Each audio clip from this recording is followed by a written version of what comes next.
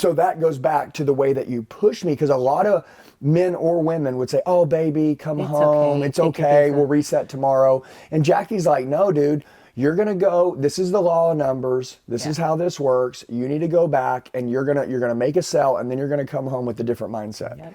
And she sent me back into war instead of letting me go sleep on it for a night.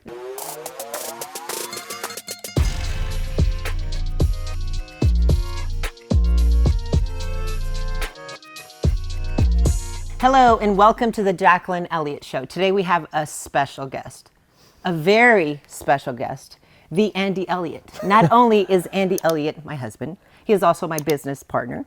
He is the father of my children. And the pain in the ass.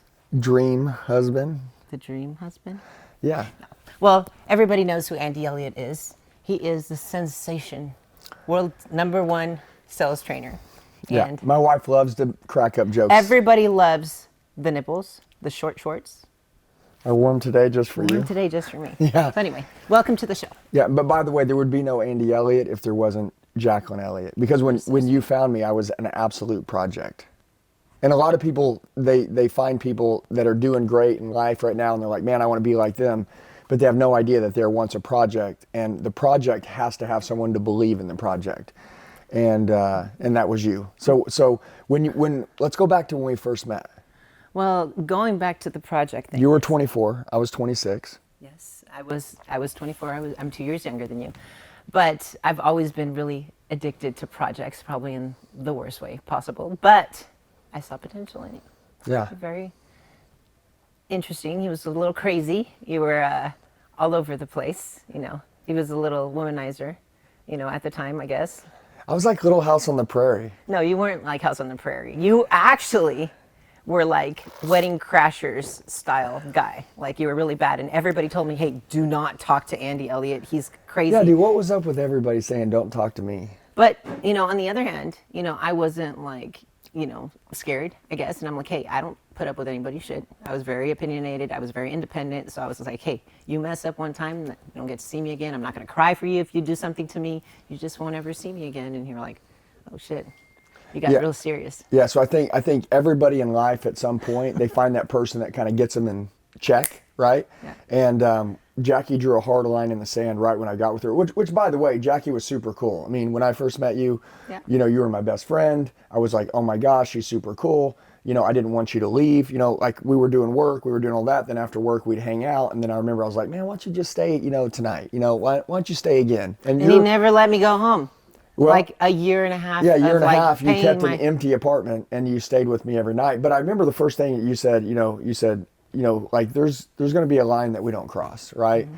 And I always crossed those lines. You know previously. What I mean? Yeah, previously. Yes. But because I was crazy and there was actually nothing worth having to not cross the line. And by being raised, you know, without a mom, women, obviously being great moms, teach their kids to be good. That was never taught. So I was raised by guys and raised by kids. So I'm doing well in business, or at least I think I am. I'm making money, young salesman, hustling, have lots of girlfriends. And then I meet you and I'm like, dude, like, oh my gosh.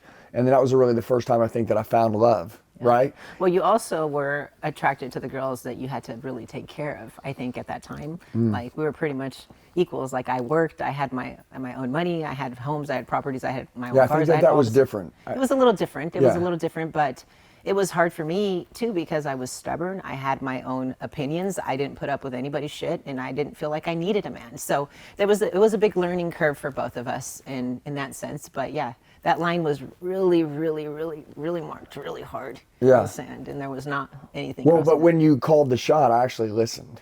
And for the first time in my life, I want to tell you I listened, and I think that was some of the best things that I ever did. So if you ever find someone that's worth changing for, change with that person, dude. And I'm telling you, life gets pretty amazing, you know, pretty quick. A lot of people always ask me, they say, you know, Andy, how do I get my wife to be successful like you? Just like you always have guys ask, like, how do I get my wife to support you know, me like you support Andy? That's a big question that I get asked all the time. Well, but going back to like what we were talking about too, because a lot of people are like, hey, you know, there's a fine line between like really saying what you want and drawing that hard line. Like it has to come from first somebody you respecting and loving yourself and really giving yourself value in order for the other person to really see that. Because a lot of times in relationships, I think I see a lot of women or a lot of men in this case are like, well, I got to do this for this person, all that. I think that you saw that I valued myself at the time. Yeah. And you were like, hey, this is different.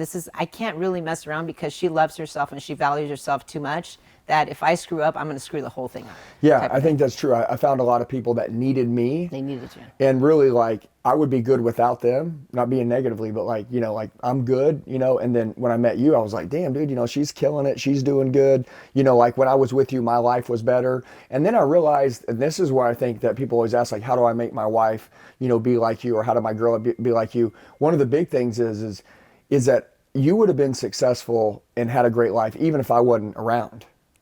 And so that was one of the things that I knew, that like, dude, she's going to be good, like either way, like she's going to be great.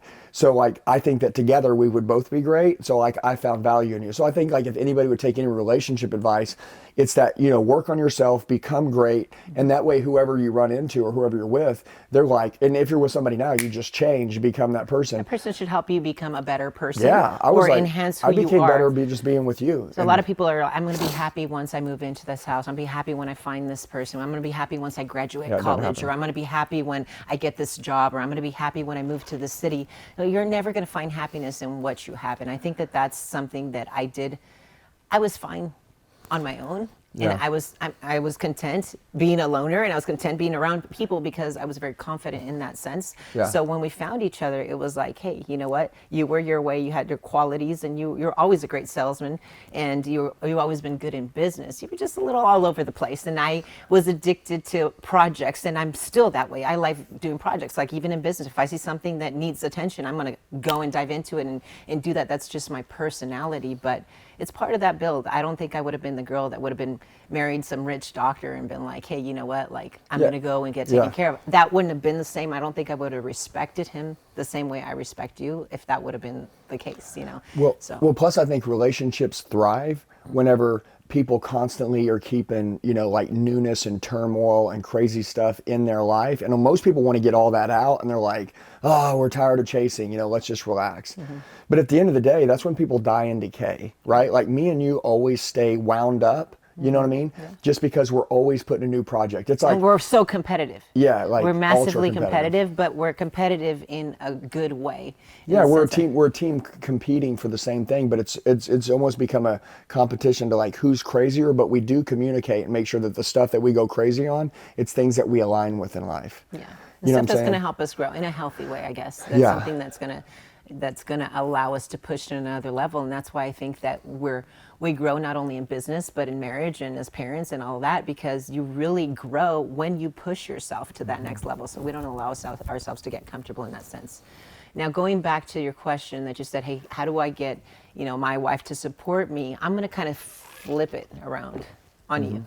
Okay. And I'll go ahead and answer that question later. But what do you think that has happened in our relationship that has caused me to help you basically know that you can achieve certain things, or what has helped you the most in me as a role as a wife and as a mom or whatever?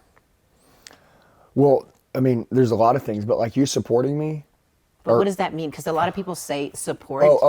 Well, number one, you've always told me what you see in me, and I like that. I think that that's something that's not done anymore. I think that a lot of people just expect, like, because we're together, like, you support me, but that's good. Like, you'll always tell me, like, this is what I see in you. And to me, like, as a man, I'm speaking from a man's side, I'm sure it works the same for women, but like, when you tell me what you see in me, it makes me want to go viciously attack, because I believe in myself now. You've made me aware of something that I was thinking and might be wondering. And even if the whole world tells me that I'm worth it, or if I say I'm worth it, if you tell me I'm worth it, obviously I got with you, I got married to you. So like your opinion, it comes totally different. So I think that a lot of women and a lot of men don't tell the other side what they see in them. And all we do is once we get in a relationship, we just tear each other down. We become comfortable, we get stagnant.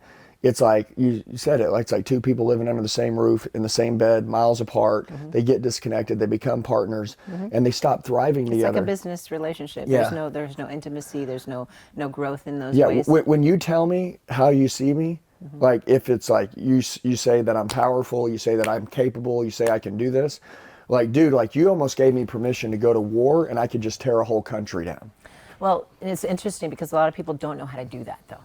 So the way that we've kind of done that, I think a lot of people don't really understand. I'm not like, hey, honey, you're great. Like you can go, achieve, do anything you want in life. I mean, you're power. I don't really do that though. Like, I think we start with the dirty, and you actually go and attack people and push them to grow in a certain way because you got pissed off first, right? So I kind of pissed you off in that sense, but I have a certain meaning behind what I'm doing to build you up after. Yeah, like, hey, if you come home and you say, hey, you know what, I'm not good at this, for example. I'm not good at, whatever. I can't overcome this, or I can't close this client on this. I'm not good at that, or these people are this. I won't allow you to talk that way. And we talk about like, hey, you do know how to do this. We just need to practice. And then I basically make you see your future you in the sense that, hey, if you were to overcome this and that, imagine where that's going to take you. And then you kind of build on that. And then you believe it before you actually go and do it. Yeah. But first it comes because I think there's two parts to your answer. I think that one is like the way that you make me feel when you build me up, right? But then I think the other is when you don't let me be weak and you don't let me say negative things and you don't let me say like I can't or something like that or give up. Right. So this is a big deal. Like so Jacqueline, I'm going to go back to when we're in our 20s, right? I remember one night I was selling cars. I was in the automotive industry when I'm younger, and I'm selling cars and I'm driving home. And I left about an hour and a half before the end of the day, right? So I got to work at like 8 in the morning. It's like 6:30 at night. And I'm just beat, man. I've been through like 7 customers. None of them can buy. It's just a grind, right? Like negative equity, upside down. I'm not going to buy, don't have the right car. It's like everything was going against me. So I'm 7 in, I couldn't close the deal, which is like obviously not like me. So I'm like, okay, dude, I'm just going to get out of here. I'll come back tomorrow, right? And I remember calling her on the way home, and I'm like, I'm on my way home. And she's like, how many did you sell today? Because she's always asking, she's in sales too. She's like, how many did you sell today? I'm like, 0. And she's like, okay, turn back around. And I'm like, I'm not turning back around. She goes, no, you're going to come home. You're going to have a shitty attitude. You're going to be negative, and you're going to bring that shit home. I'm not going to have you bring that shit home. Okay. So go back to work, go find a car deal, and then come home. And I remember I was pissed. Because we're fighting about it. And she's like, I'm not joking. And I hate it because she goes, I'm not joking. Turn around. I'm dead serious. Like, if you come home, I'm going to leave. And I'm like, what is your problem? And she's like, go sell a car and then come home. That way, at least you'll bring a good attitude to the house, because I can already tell I don't like the attitude you have. And dude, I'm like, I'm going to kill her. But I turn back around and I go back to work, and everybody's like, oh, you came back to work. And that even pissed me off more. Okay. And then anyways, I, seconds later, ran into a couple that literally said, we're here to buy 2 cars. And I walked right out there, found 2 cars, boom, wrote them both up, sold them, took them to the finance office. An hour later, I'm leaving work. And I'm like, I don't want to tell her. You know what I mean? Because I already, see, she's already going to do what she's doing now. And I was like, hey, babe, I'm on my way home. She's like, you sold something, didn't you? Well, he said, hey, baby. Yeah. Hey, baby. And I'm know like, that's like. I'm like, no. She's like, you did sell something. Tell me the truth. Tell me. And I'm like, hey, don't treat me like a baby. And she's like, tell me the truth. Did you sell something? I know you did. Tell me what you sold. And I said, well, I sold 2. And immediately she's like, I told you. And I'm like, damn it. Why are you always freaking right? And anyways, but so that goes back to the way that you push me, because a lot of men or women would say, oh, baby, come home. Okay. It's okay. We'll reset tomorrow. And Jackie's like, no, dude, you're going to go. This is the law of numbers. This is how this works. You need to go back, and you're going to make a sell, and then you're going to come home with a different mindset. Yep. And she sent me back into war instead of letting me go sleep on it for a night. And I've done that several times. I mean, a lot of times. Thousands. But it's been even like if I know that he needs to go to the gym. Like I could tell when his attitude is a certain way. He just needs to go to the gym. Like, hey, don't come home don't, just go to the gym for 30 minutes and then come home, because Yeah. I already know that you're going to give us leftovers. I already know you're not going to be in the right mood. I already know how this is going to go. So just go. And then every time he goes to the gym, or every time he went and made that extra call and something happened, I knew that the kids and I would get Yeah, I think a secret deal with Jackie is that, exercising is a vitamin to me that gets me mentally healthy. I think it works for her too. I mean, it could work for all of us, but she may not go to that, but that's and she is very in good shape, but like that's my go-to. Like whenever I'm having a tough time or whenever I'm trying to process something, like sometimes I could say things that I regret later, or I might do something that I'm not normally, like that's not like me, right? So Jackie understands when she sees these things, and she'll say, "Hey, you need to go to the gym." And know you more than you know yourself. Yeah, but I always will say, "No, I'm not going to the gym. I don't need to go," because I'll try to fight it, right? Because it's got to be my idea, right? And she's like, "No, you're going to go to the gym, and I will see you in an hour. Just and go you put your do phone really down." want to go to the gym. You're Yeah, just I trying do to want be. to, but You're just trying to be. I'm just trying to difficult. I need like to, you really win. Yeah, I know. Well, but this is what we do. It's always a competitive game, right? Like it's got to be my idea. It's got to be her idea. But we actually Most of the time, it's my idea, though. Yeah, but we actually really though understand each other really well, and she knows what I need, and I know that she knows. So I'll leave. I'll go to the gym, and I'll come back an hour later, and we don't even talk about anything anymore. Like it's good. Like it's totally cool. Yeah, and we don't need to. Yeah, we don't need to. Yeah, because I was probably just acting like a little baby. You know what I mean? You just got that little smile that comes out Yeah, from you. yeah. Well, see, I think it's important that you understand like what your spouse needs when they need it, and I think it's super important that you identify it. And remember, your whole goal of being together is to really make each other better and protect each other. Right. And people stay together. You gotta trust each other to do that. Yeah, well, they forget that, right? Because honestly, dude, if we're together every day, we've been together 17 years, there's a time at some point where you're like, like you just start being bad to each other. Like for no reason. Like people do this all the time. Well, you get comfortable. You quit trying to impress each other. You don't keep it new anymore. You just, instead of giving your spouse or the person that's next to you your best, you basically are comfortable. You give them your worst, but you're giving your clients and everybody else your best. If you're pissed off, you're not going to start yelling at your clients, or you're not going to start yelling at your coworkers. You're going to go home and yell at your wife and kids or husband. Yeah. And that's what usually happens, but it really is backwards. Yeah. I mean, it really is that way. One of the things that Jackie always says, she's good. By the way, Jackie's extremely good at sales. She's very good at closing. She's very good at being a leader. She runs our whole company. Who closed you? No, she closed me. But really, I say I closed her because I think she's hotter than me. So I'm like, I really, it's like her closing me. I mean, I was easy to close. I was a loss. No, he definitely closed me because you were definitely not my type. Yeah, I was definitely lost. but I want to tell you guys something, that what Jackie's really good at on a lot of things is really getting me to change my perspective, getting me to shift out of my current state of how I'm thinking. She gets me to see stuff differently, and I think this is super important. If you want to really protect your marriage, you need to know how to use analogies to allow each other to see things the same. And I'm gonna give you an example. So let's say that me and her are getting into it, right? And I'm like, no, dude, like this is stupid, or maybe somebody calls somebody a name or something, right? Like, you're just like out of like the love state now. Like we're getting to where we're getting hateful, right? And every couple will get to this at some point in their life in some way. You don't have to yell to do it. You just do it, and you're not being you, right? Yeah, you're just trying to win. Yeah, you're just trying to win. You're trying to hurt the other person because you're hurt, right? And Jackie always says, what would you do if someone came and said what you just said to me? If we were at a gas station right now, and a guy walked by and he just said what you said to me, what would you do to him? And I'm like, I'd kill him. And she's like, why is it okay for you to hurt me when you love me? I married you, I'm with you, and it's not okay for a stranger to hurt me. Like, you should care about me more than a stranger, right? And I'm like, damn, I don't like that. Like I don't like when you tell me things that make me understand that what I'm doing to you is not good. And by the way, she's good with words, which really in our company, that's what we teach, is like how to be a master communicator, like how to communicate. But instead of, you saying, hey, don't talk to me that way, she's like, how would you feel if a stranger at a gas station, we were getting gas, they came by and they said that to me? Well, just how would you feel if they said that to me? And I'm like, damn, like I would kill that guy. So But you can even like, not even the gas station. It happens in families. Like it could be the mother-in-law that's telling the daughter something, and then the husband gets so pissed off because she's telling them something, and then they're like, they don't want to talk to them anymore. But then you go, and then the husband and the wife are saying the same thing to each other, but they're so pissed that the mother-in-law said it, and they're saying the same exact thing. But here, it's okay. And there, when it's outside sources, it's not okay. And then they develop a hatred that lasts for the rest of the relationship that they can't get over.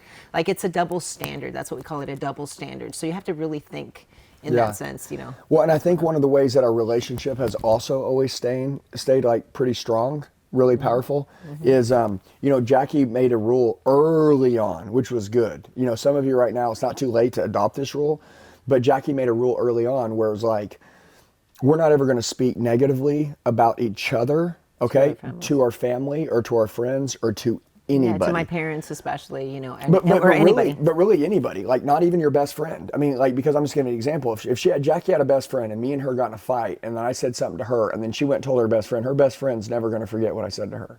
Yeah. Or then you're happy later on. And then you're holding hands and kissing, like, oh, great. Look, remember when he did this to her? They're stupid, you know. Yeah, they'll never forget that. They're never going to support the relationship anymore. Especially your parents, because your parents have a different kind of love for you. So they're always like, think that they're protecting you in the sense, but they never forget. Well, just think about if you had a daughter and then the boyfriend calls her a name or does something to her. Yeah, you're never going to forget that guy. You're never going to forget the guy because she's your freaking daughter. Like, that's the thing. So. Well, and that's the deal. Like, people, once you tell somebody about something that happened with them, that's somebody they love, like they'll never forget it, right? And then, you know, time's going to pass. It's always going to get better, right? Because people have fights. That's a part of life. Well, what you say during that time with that fight will determine how those people support your relationship forever. And it's like, you know, we've never told anybody about any of the fights that we've had. So a lot of the people, they just envision that we just have this greatest life ever, when really me and Jackie probably fight more than anyone in the world. But we fight most of the time about how to level up, how to become better people. And by the way, we have 5-minute fights. Like most people fight for days. I think a lot of people misinterpret fights. Fights, Talk we don't about fight. A definition of a fight. Well, fighting is like not agreeing with something and voicing your opinion. We believe in fighting when you fight fair and when you fight like not to win, but to actually have some type of resolution and to grow in a way, because then you can grow and resent people, and then you can go later on in life, you don't even realize what you're resenting each other about because you didn't have those conversations. Those are conversations, these fights that we're talking about are things that allow each other to grow, to voice. A lot of people don't say they don't like something because they just don't want to avoid that, and it always surfaces later. You don't really get to know the person that you're next to, and whether you like it or not, it's always going to be something that's going to come out or be affected later, because it's just digging in, it's digging in and digging in, and you have little tiny little paper cuts, and they just keep adding on, and then you don't even know how to identify why you can't really even look at each other anymore, because you have all of these like little things that bothered you throughout the time. We speak to so many different couples that have been together for 20, 30, 40 years. Yeah, I remember we were in a couples mastermind, right? Me and you were putting on, we do this couple mastermind every 6 months about how to become badass power couples, right? And I remember we had this couple sitting right over here, and they've been together like 30 years, right? And, you know, you could tell they were separated. I don't mean like in life, but they were kind of not sitting next to each other. They were listening. And by the end of the day, they had leaned into each other. They were holding each other's hand, which they really could tell they hadn't done in a long time. But the guy stood up and he goes, I realize what happened. He's like, number one, like I never let her be heard. Like every time she would say something that was maybe bothering her, I would, not intentionally, but I would shut her up because I thought she was nagging me or doing this or doing that. So one day she just quit voicing her opinion. She quit talking. And that's what Jackie talks about, death by 1,000 paper cuts. It was like inside, like it was this paper cutting your heart, that she couldn't speak her mind. She couldn't talk openly because they would fight about it. So she felt like she couldn't be heard. After 30 years of that, they're ready to get a divorce because and not for any specific reason, like somebody went out and cheated on somebody. Yeah, they didn't really know why. They didn't know why they were resenting each other. They couldn't even identify. They don't fight about anything. They can't even talk about it because there's just things that they can't talk about. I mean, how many people right now, they literally can't talk about certain topics because there's always a fight. Well, those fights, like Jackie talks about fighting for resolution, it's like, dude, like, I just need to make sure that she's heard. And then I need to be like, okay, I understand that. And then if she is everything to me, then I need to be like, hey, well then how can we be better together? Like, how can I do better for that? And I want her to know also when I'm bothered that I want her to listen to me and then be like, and by the way, like, a lot of people don't talk about stuff like this. But people don't have business problems, they have relationship problems. People have problems at home, they have personal problems, and it's what destroys their business. I mean, you got to realize everybody at some point is going to do business with, or they're going to do life. Somebody at some point is going to do life with someone. And when you do life with that someone, you're going to have dreams, you're going to have goals, you're going to go chase, and you guys are going to build something. And when you split, you're going to give it all back. Okay? So your goal is when you find someone, that relationship is actually more important than the business you're building. Because the business that you're building, the second that it gets as great as it gets, but this doesn't get good, that goes down.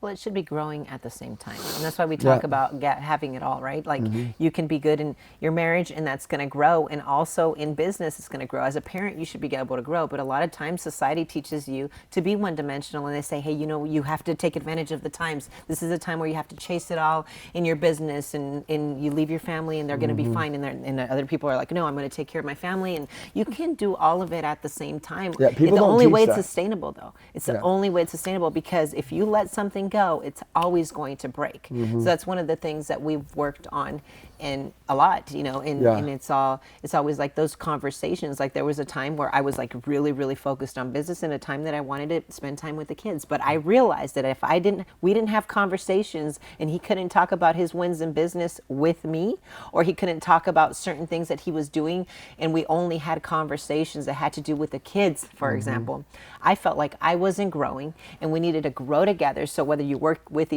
together or not, because we obviously work together, but a lot of people, don't work together, but they still need to be able to have these conversations so you can actually push each other, hold each other accountable, grow in certain ways, whether it's a stay-at-home mom, like she needs to feel like she's growing in that, or a teacher or whatever, she needs to feel like she's growing in that, and he needs to be able to communicate with her. And a lot of men don't think that they can speak to their wives about business because they don't think they understand. Well, they understand more than you think, but the thing is that sometimes in the beginning, any change is difficult. So, well, she's not really interested. Start asking her certain questions and asking her for help or opinions on certain things about who you're hiring, for example, and she will give you her opinion right away, and then she'll ask you about work. There's certain ways to do it to be able to, relate in certain things. But if you don't talk about certain things about work or anything and you feel like you have to grow on your own, then she won't hold you accountable when she comes home and you didn't make that sale with that customer and then you bring home those leftovers or anything like that. Like you have to be able to talk about everything because it's ultimately you're supposed to be best friends. Yeah, and women have really good intuition. I learned that Jackie, getting her involved in things that I'm doing helps me make the best decisions. And a lot of the times I look back at all the money that we've lost, all the time that we've wasted on certain deals and stuff, all were my fault because I didn't have her a part of these meetings. I learned this, and I'm just giving an example, whether she was in business and working or whether this time she was at home taking care of the kids and running the house, right? All those times I should have had you involved because, again, women do understand way more than you think. And once I involved her, her goal ultimately is to protect us, to protect me, to make sure that, yes, we want to do things that advance our life, but also if we do something that doesn't advance our life, but we think that it does, and then it cost us 2 years of going backwards because it was a bad mistake, number one, it not only just affects me, it affects the kids, it affects her, it affects everybody. So, getting Jacqueline involved in conversations, I started to learn that she was better at negotiating deals than me. And I close big deals. But I want to say something. A lot of people, when they were talking to me and she was present, they spoke to me differently than they would if she wasn't there. See, because now they're not only trying to just sell me, because we're salespeople, right? They're not only trying to sell me on why I need to do it. Jackie's also asking difficult questions. Right, questions that maybe I say not have the courage to ask, but that seem awkward to ask.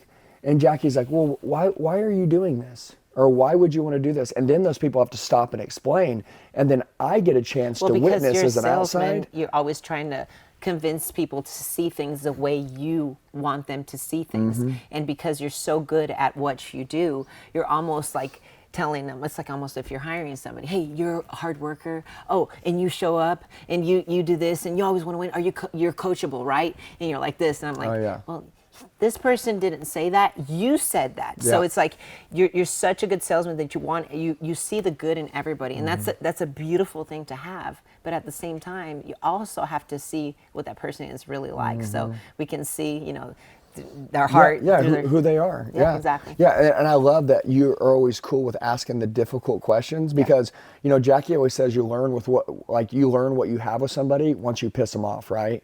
Like once somebody gets upset or they get triggered, right? The real them comes out. Yeah, the real them comes out. And I've had people that have brought deals to the table with me that like look amazing. And I probably would have said yes to them like really quick. But I'm always now, because we got this new process, I'm like, hey, obviously I need to talk this with my wife, and I need you to understand she's my business partner. She's everything to me. She's going to be here with us because I want her to fully understand everything, because I know she's going to have questions too.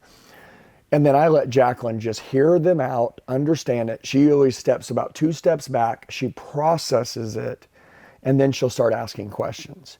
And me, I'm like, let's close the deal. And Jackie's like, no, let's understand the deal. And then she'll ask questions. And as she's asking them, difficult ones, I'm starting to listen. And I'm like, man, why didn't I ask that question? Right? Like, why didn't I ask that question? Like, that's a pretty damn good question. Like, that's crazy. So I just want to tell you that, bringing your spouse in, especially on business stuff, even if they're not really understanding a lot about the business, which Jackie does, I could imagine that people will treat that conversation differently with your wife there. Plus, you having your wife there, it allows them to really explain and understand that your family is important to you and understand your values and standards. Everybody that comes in here, the first thing they say is, Andy, I know that you don't run the business. Where's Jackie? And that's the truth. They always want to talk to you. And I love that, because if Jackie is on board with it, then obviously I'm on board with it. And it's not because she's my wife. Like, everybody needs to understand that, like, it's not like, well, we make mistakes together too, in the sense that we have wins together and we make mistakes together. So if we both made a decision. If we screw up together, then at least we both made the decision together, and we both are okay with the screw up. We both fixed the problem together. But if I go out of my way and I'm like, hey babe, I just made this deal today, and she's like, what do you mean? And I'm like, oh, I made this deal. Trust me, babe, it's going to be good. Well, number one, not talking about just her, but like, is your spouse going to support that? Like, they weren't a part of the decision. They weren't there when the decision's made. And I understand it. It'd be like her walking in going, hey, dude, I just made a deal with this guy.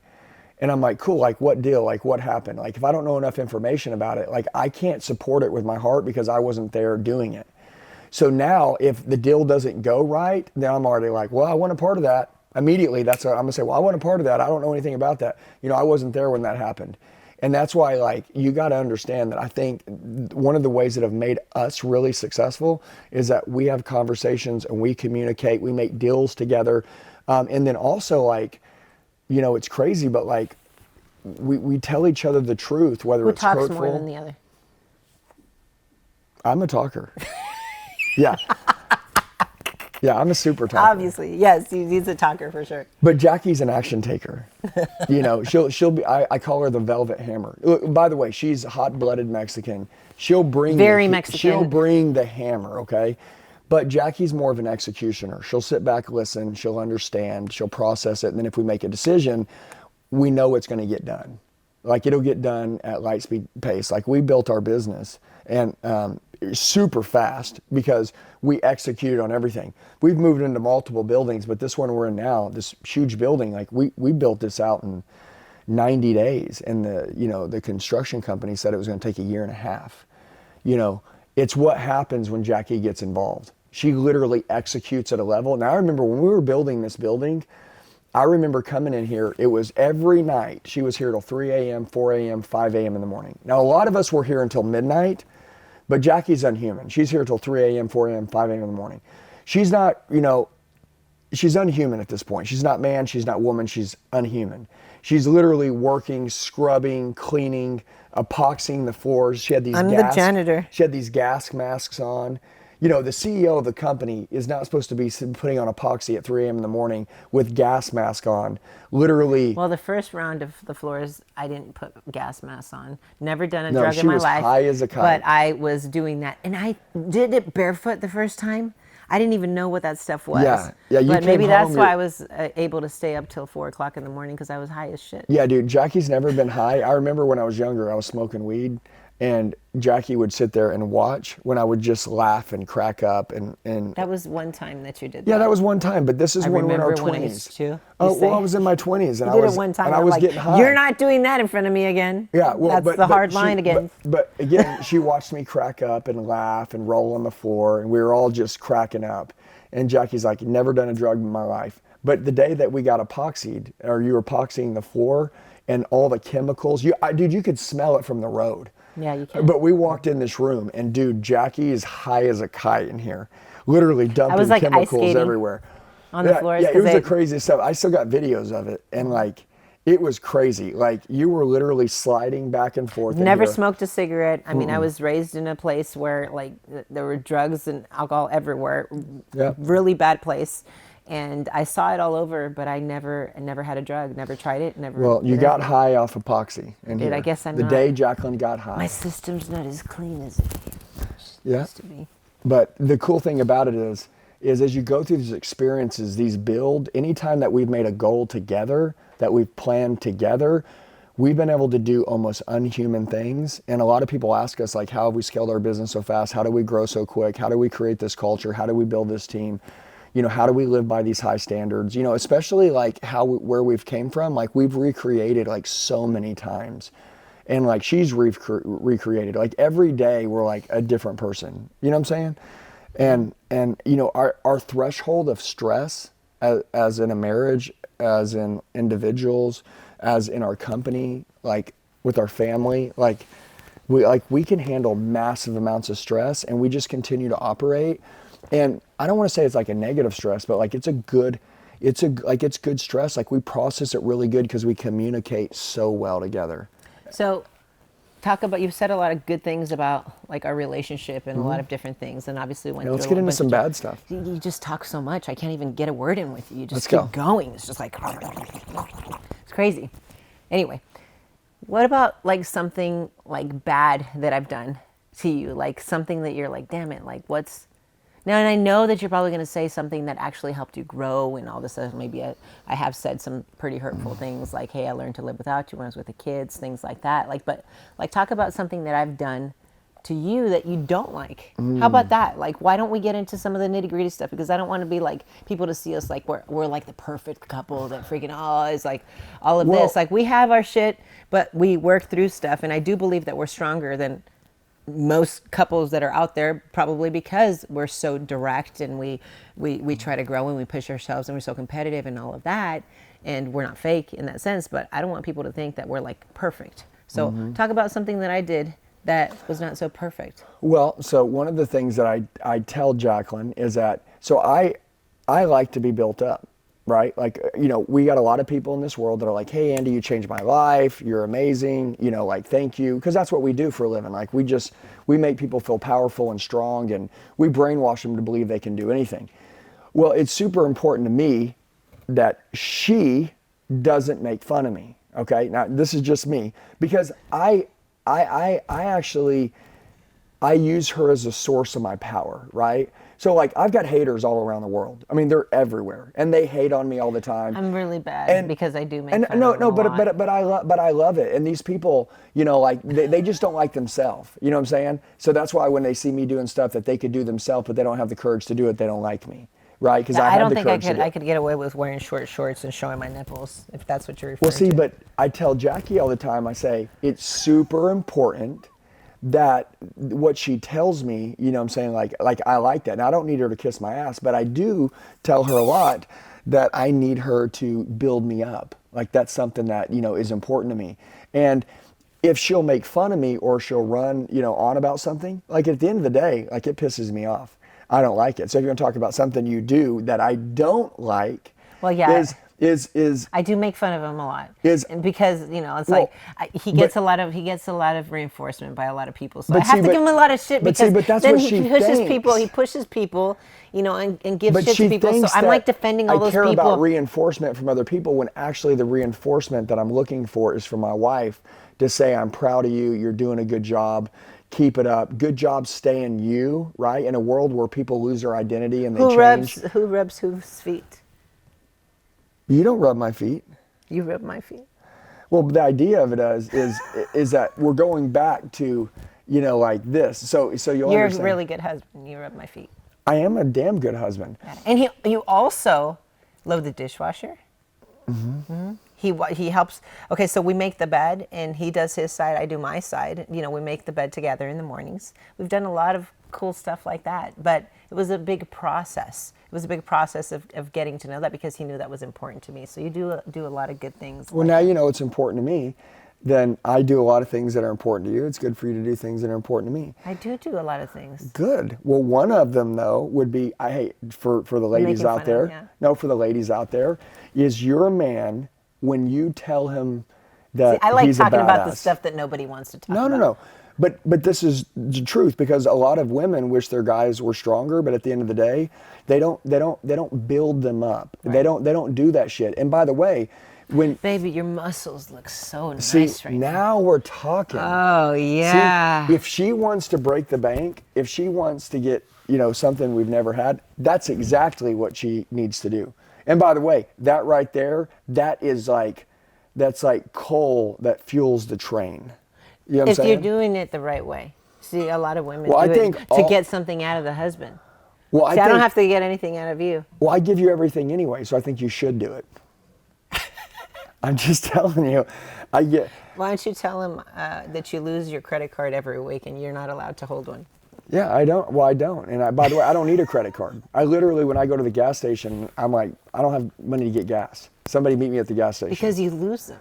Yeah. Lose them. I have to freaking cancel them like every other day when you have We all have weaknesses. That's okay? his weakness, for sure. Yeah, but I would tell you that at the end of the day, like all the women, okay, all the men, I would tell you that you guys' job should be to build your partners up. It's true. At the end of the day, there's going to be a massive amount of people. It doesn't matter how many people believe in either one of you.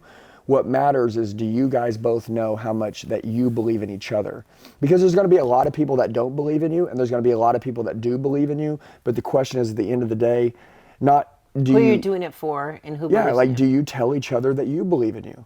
And like I think that right there is priceless. And I think if you do that for each other, enough it's of huge. the bad. Enough of the bad. You ready to get back to the good? Hey, you've asked for it. I'm just telling you the truth. That is my weakness. I will get better at kissing your ass. Thank you, baby. Makes me feel good. Okay. I like I will that. get better at kissing his ass. Next. What about with the kids? Like obviously we have the business, we have our relationship. I do believe we're marriage millionaires. We do think a lot alike, and we actually, people talk about finishing each other's sentences. Like sometimes, like we really think alike. Like if he's going to talk about something, I'm like, damn, like I was just thinking that. It's Yeah, me and amazing. her think the exact same Yeah. things. But like, what about like when it comes to like the kids though? How have we transitioned from like being parents? Like we've always been good parents to our kids. Yeah, we've been great parents. But how have we gotten better over the years in managing business and our relationship as a couple, and then bringing the kids along? And what type of example do you feel, or what have been some challenges and some things that we've overcome over the years with our kids? Well, I think obviously kids are young, they're super resilient, and I think that the parents, the way that they operate about things, the kids see all that, and that's stuff that'll play out later in life. Some of the things that the kids have seen with us is that we're massive risk takers.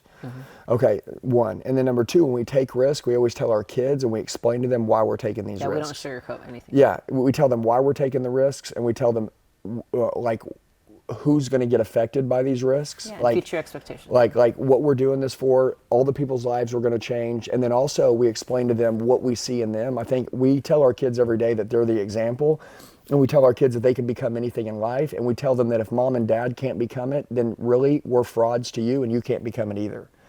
Okay, so like me and Jackie are very clear with our kids that we have an obligation and a duty and And we're trying, and we will be the example for them to believe they can get whatever they want. We will do that for them. They will see in this lifetime that we will be legends. And only for the sole purpose to change a lot of other people's lives and to show them that they can also become legends and make that same impact. And I think that, you know, like, that's a big deal. And sometimes it's a lot for our kids because they're, you know, they're 8, 10, 13. They're like, they've been watching us on this journey for the last couple of years, and they are with us. We've made our kids speak on stage with us. We've made our kids, you know, I mean, go in front of thousands of people, overcome objections, do things, just so we show other people that, hey, what we demand from you, we do ourselves, and also we want our children to do. Yeah. And They're like, little savages. They're going to smoke us. yeah. No, they're definitely going to smoke us, but we are setting the tone for them. We show them, like, we're competitive as it is as a couple, like in everything that we do. We can go to an arcade game and shoot basketballs. Oh yeah, dude, if you want to talk about like competitiveness, we'll go play basketball, and like, she's so good at machine basketball. I don't understand it. Yes. But I will tell you. Who's better? Huh? Who's better? She wins every time. What about if we play like air hockey? She wins every time. I don't What if we understand. play bingo? Every What if we game, play Jenga? Every game she's What if we play wins. any game? I've tried getting her drunk to beat her at a game, and I can't. She still wins. Under any state, she still I'm just wins. a savage. Yeah. Thank you very much. But that's not my forte. I play the game of life. You know what I'm saying? life. Which you're good at too, by the way. But that's my key game. But I will tell you this, but with the kids, I truly think that us being the example for them is something that's super important. I think that every parent out there right now, you're going to tell your kids that they can get whatever they want. They will not believe you if you don't do it also. Yeah, but then going back to that, before I started joking, I was talking about the competitiveness that we show our kids. Like, our son truly believes that he is going to be freaking bigger and better than Andy Elliott. No, he facts. believes that he's going to go and... Well, he is. I mean, that's a no-brainer. I mean, he's better looking. He's smart. Yeah. He's setting up, you know, everything. He's a freaking little savage. yeah. When he's got the heart of his mom. He has a heart of gold. Yeah, he's got gold. the heart of gold, but then he's got the savagery of his parents. Well, going back to the heart, I keep changing it. So why don't you, like, talk about, like, your childhood and how you used to be, right? And then how you are now and how that's changed. And now you can see really how you were raised and how you were as a kid, and you see it with our kids. Like, what made you, what's the transition, so people can understand, like, that journey that you went. A lot of people know your story, and they know that you got pissed off and used to be out of shape, then you went and you started working out, you started working on your mind, you started doing all these different things. They saw that. But what about as a child?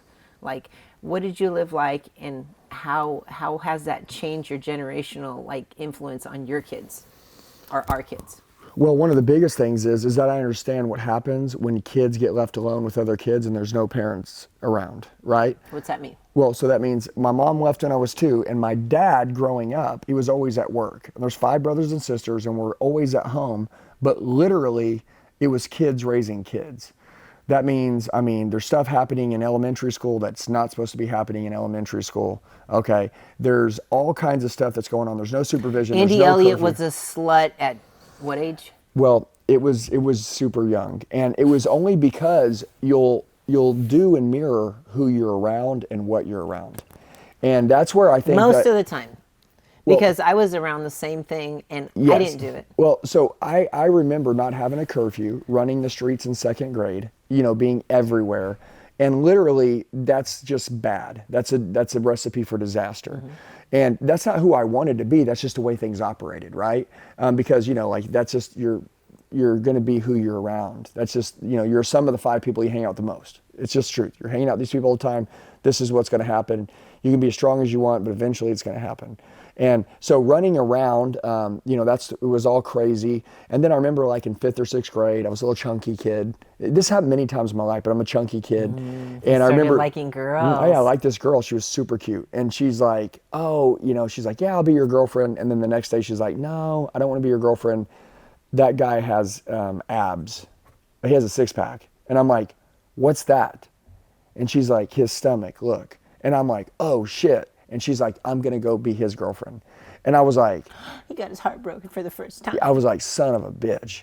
So I was like, I need one of those. So I started looking up. I remember I bought a muscle magazine.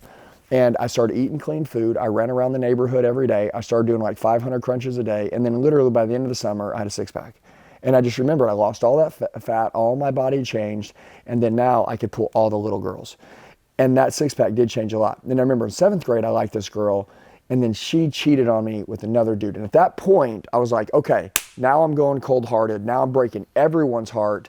Okay, like now I'm going to be a killer. He was an asshole from then until I met him. I was an asshole from seventh grade all the way to 24, 25 years old. Just truly, 26. 26, just because I was like, dude, like no one's ever going to take advantage of me again. Like I'm out. And I really think that not having a mom growing You up. remember that you told me, just so you know, I have these like crazy ex-girlfriends. They might like try to pop your tires and all this other shit. I'm like, dude, nobody's going to do anything to me. Or the only reason why they would is because you still may be hinting that There's something there. Yeah. And I was like, nobody's going to mess with me. I was like, damn, I got to kill these relationships. And she was the truth. Like Jackie's always, I was lingering something on. Like it was always crazy. But the biggest thing is that I think our journey together, right? We were lost as kids. We've truly grown to understand each other. As Jackie talks, speaks, does certain things, I understand that Jackie wants love. Jackie needs to be number one. Jackie. That was one of my conditions in the beginning. Yeah. Well, that's what I'm saying. Like you want to be number one, and so do I. And we want to always make sure that we're taking each other into consideration. We always want to make sure that, a marriage is supposed to be special. We're supposed to be examples to our kids. We're supposed to be examples to the world. And we're also not supposed to be fake and act like that. We're all supposed to really be that. And, and we remind each other of how, like, we don't want to be frauds and we want to be real and we want to make sure that we're being close all the freaking time. And, I think that's what's allowed us to have an edge over really most of the world in business and a lot of stuff, because we can communicate about the most difficult, craziest, hardest topics that most couples can't talk about. And we talk about it open and freely daily. Yeah. And, it's not always easy because like sometimes I'm like, damn, I don't want to talk about this, right? Because it's again, there's some hard topics. Like maybe I really want something to work and she don't want it. So when she doesn't want it and I want it, then I'm like, come on, babe, like, but if there's really something like future, like really understanding, like there's always something, and sometimes you don't see that's like what I what say. can happen in the future if you did make a decision or whatever. So I plan future expectations. Well, if this were to happen, if you were going to do this, like you're probably going to see a win on this, but you're going to also see a loss when this comes around. Are you willing to make that risk? Yes or no? Like you tell me what's more important, this or this? And they're like, well, I didn't think about that. That happens all the time. Yeah, that's what I said. She plays devil's advocate all the time. She's like, hey, I get your point. I see the good in on that. But sometimes I do it even if I want it to, because I want you to really understand if it's something that you really, really and need I don't like want. those questions. You know what I'm saying? Well, nobody because does. but what they've done is saved our ass. You know what I'm saying? So I love that. And that's why I would tell you guys, make sure that, especially if you're going to build a badass relationship with somebody, that you have, like, we're going to communicate. We can talk about anything. Jackie's my fantasy. She's my wife. She takes care of my kids. I mean, she's the mother of our children. She's my workout partner. She's my business partner. I mean, we're together in faith. I mean, dude, we do everything together. You're the leader of the company. I mean, we do like all these things together. And a lot of people run one way with something, but they're like, yeah, but we don't do it in that. And man, I get that, right? But that just sucks because, like, I believe you can do it all with somebody, and maybe they're not in the business, but they should still be able to at least talk to you about the business. There's certain trust that they have for certain things. Oh, I trust this person with my kids, but would you trust her leaving, her, at work doing, like, it's just, there's so many different things that you just have to have like an ultimate level of trust. Yeah. And I think we have We that have with that each threshold other. that's through the roof. Yeah. Yeah, like I could be gone for a year and I'm not worried about nothing. Like everything's good. Like that's just the way that we operate. And so it's crazy. And obviously we all go together. I mean, anywhere I fly, the kids go, Jackie goes, we go everywhere. I mean, Jackie goes somewhere, we go. We travel everywhere almost as a family. And, you get to, what I love with Jackie is you get to build your own life. You get to create your own life. Life's whatever you want it to be. look, the only rules that you have are the ones that you put on yourself. You know, I mean, yeah, there's a difference between breaking the law and breaking the rules, right? Like, we break rules all the time. Who's a bigger risk taker? Well, you used to be, and then I took over, and I was the psycho one. And so then when we met, you worked at the same place for over 10 years in the same position and everything. That's when you're in the car business. When I met you, I had gone through, like, I was learning and different things in business, and I got promoted a bunch of times, and I was like, dude, why are you still doing that? Why are you still a used car manager? Like, what are you doing? So it kind of really pissed you off that I would say that. What are you talking about? Like, all my family, I do better than anybody else in my family. You're so mean. Like, well, that's all the limiting beliefs. And, you know, sometimes you don't understand what life looks like on the other side. And I think that, you know, I was always like, dude, this is really good. Like, you know, nobody thought I was going to make it this far, and look how far I've came.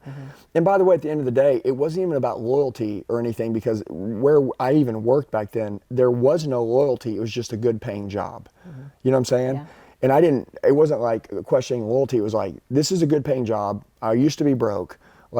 Yeah, and I need this. that's the dangerous part, because you used to think that a lot. I used to be broke. I'm better than I was. Yeah. And I think a lot of people look at that. And there's one thing to be grateful, and then there's another thing to push yourself to actually grow, to push yourself to your full potential. And that's been one of our things that I think that I had to, in the beginning, let you borrow my eyes and show you that you had more potential and more in you, because you were comfortable in that state, because you were grateful in a dangerous way. I think that you need to use that gratitude in a good way, and also know that God designed you to freaking be powerful and build on and grow, and that's what allows you to be what He designed you to be. And I think a lot of people get that confused in life, and I think that that's why they stay, you know, doing the same thing for as long as they do and don't grow. You can stay doing, like, working at a place forever, just like our people are here, that they don't plan on going anywhere, but at the same time, they're growing every single day and reaching new levels and just going in there. They feel like they're growing in that sense.